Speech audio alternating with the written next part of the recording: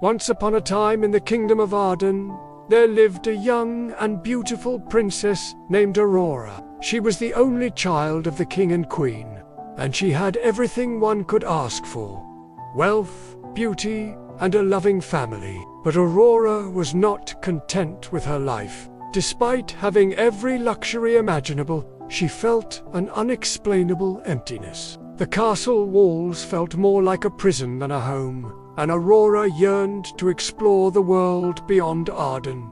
One day, Aurora decided that she could bear her suffocating existence no longer. So while everyone in the castle was asleep, she donned a simple dress, covered her head to toe in honey, rolled herself up in blankets, and went down the castle's tallest tower using a rope made of her own hair. When she reached the ground, Aurora removed her disguise and started walking towards the forest. Her intention was to live out in nature, far from the prying eyes of the kingdom.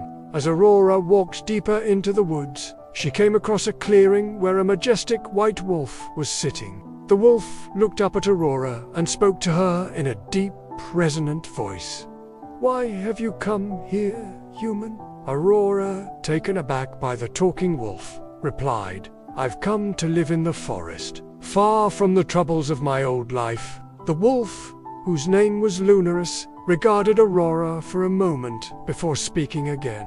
"Very well, you may stay here, but be warned, if you are discovered by any human, you will be in great danger." With that, the wolf turned and walked away, disappearing into the trees. And so Aurora began her new life in the forest. She built a small hut and learned to live off the land. Days turned into weeks, and Aurora was beginning to feel at peace for the first time in her life. She had never been happier. Then one day, while gathering berries, Aurora heard a familiar sound, the neigh of a horse. She hid behind a tree and saw a group of riders approaching, and among them, she recognized her brother, Prince Caius.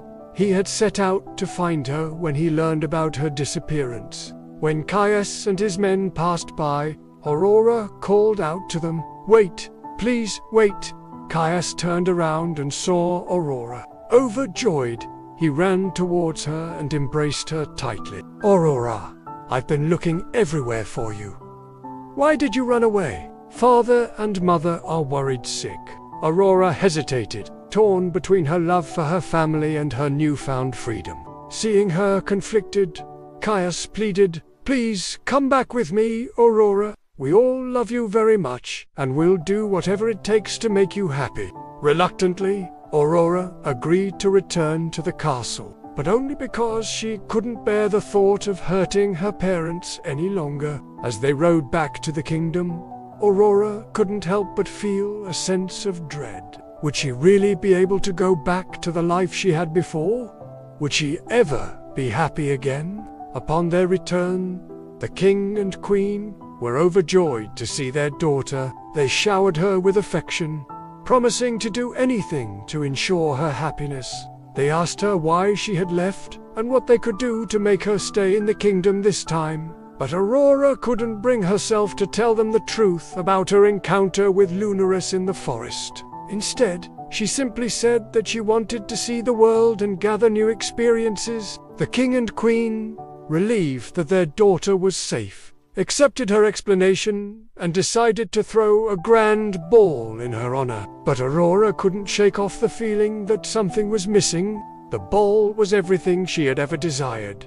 Beautiful gowns, delicious food, and handsome princes from neighboring kingdoms vying for her attention. Yet Aurora felt more miserable than ever. She missed the tranquility of the forest and the simple life she had shared with Lu. As the days passed, Aurora became increasingly unhappy in the castle. She couldn't understand why she couldn't find joy in the things she had always longed for. She started spending more and more time alone, wandering through the castle or sitting by the window, gazing out at the forest. She missed her friend, the wise wolf who had understood her better than anyone else in the kingdom. One night, unable to bear the suffocating atmosphere of the castle, Aurora slipped out of her room and returned to the forest. she found Lunaris in the same clearing where they had first met.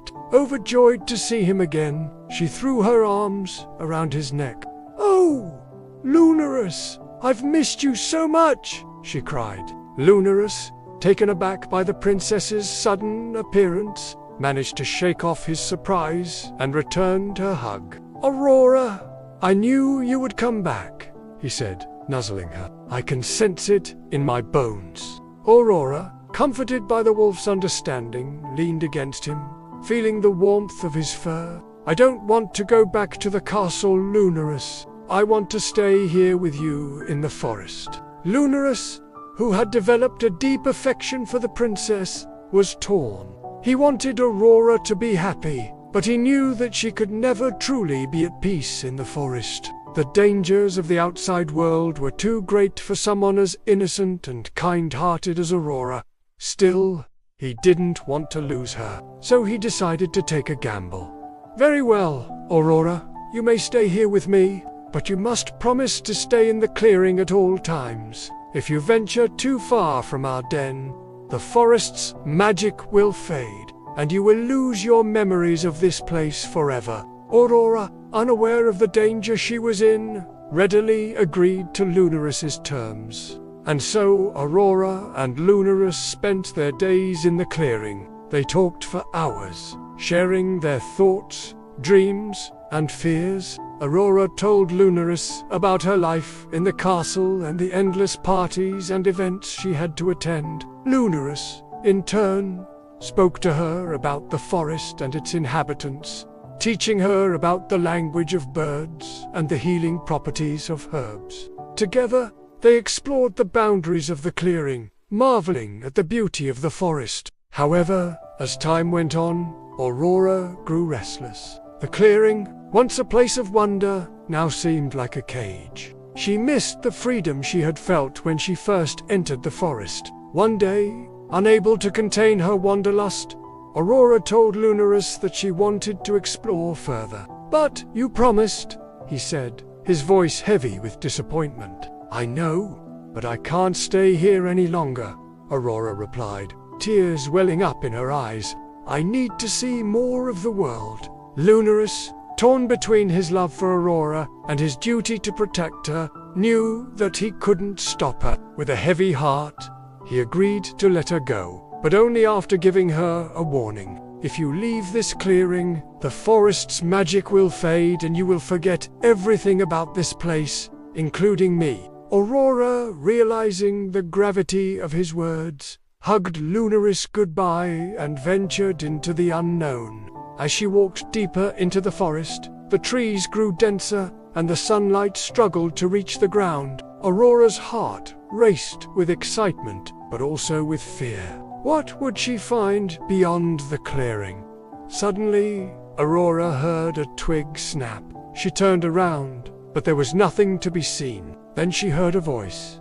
"Who's there?" Startled, Aurora tried to call out, but no sound came out of her mouth. She was in danger, but how could she defend herself if she couldn't even scream? With that, the clearing vanished from her memory and she collapsed unconscious. Meanwhile, Lunaris sensed the disturbance in the forest and immediately went to investigate. He found Aurora lying on the ground, her face pale and her breathing shallow. He nudged her with his nose, but she didn't respond. "Frantic," he called out to her, but his voice echoed back to him, unanswered. Had the forest already begun to erase her memories? Was this the end of Aurora and Lunaris's story? Or would Aurora awaken and remember her adventure in the enchanted forest? If you like fairy tales with a twist, subscribe for more stories like this. Thanks for watching.